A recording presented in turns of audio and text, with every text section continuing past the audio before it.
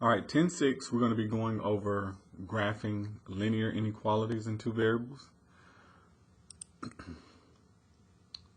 So that's the only objective, is graphing linear inequalities. So here you have some terminologies: half planes, boundary line, closed, open. So I'm going to explain what those are.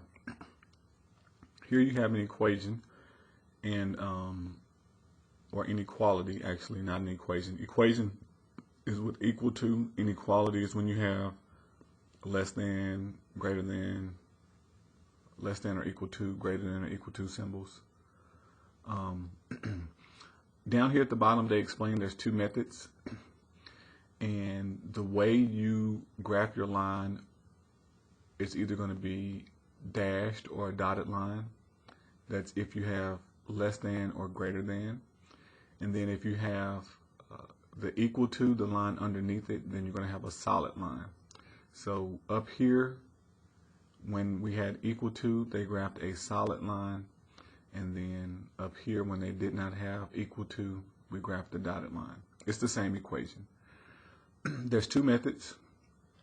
This first method says we're going to do a test point. So first you would graph the inequality by finding the x and y intercept, and then you would pick a point.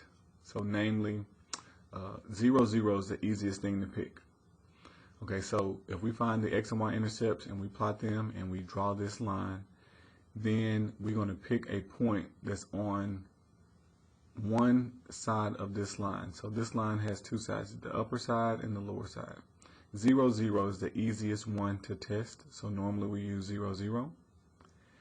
And if you plug a 0 for x and y, this whole side becomes 0, and we say, is 0 less than 10? If you get a true statement, then you would shade that side. If you got a false statement, you would shade away from that side. That side being the side of that line where the point is that you picked. So I will show you this in practice.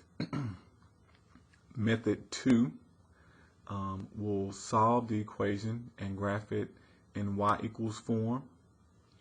And then we will shade the direction of the inequality. So if it says y is less than, we would shade below the line. If it says y is greater than, we would shade above the line.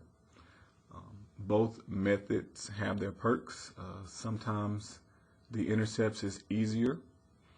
However, it's more common to do method 2.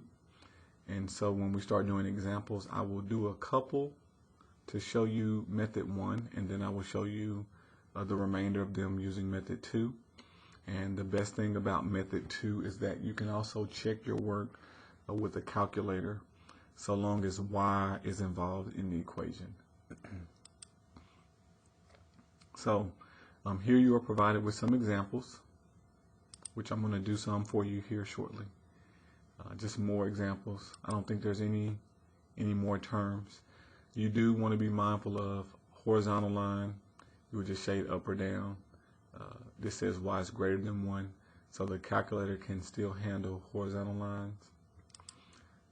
However, the calculator cannot handle vertical lines. We cannot do an x equal. So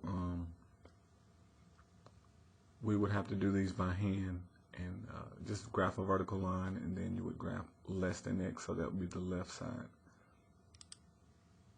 And then here are some calculated directions, which I'm going to walk you through on how to graph these inequalities and get it to shade.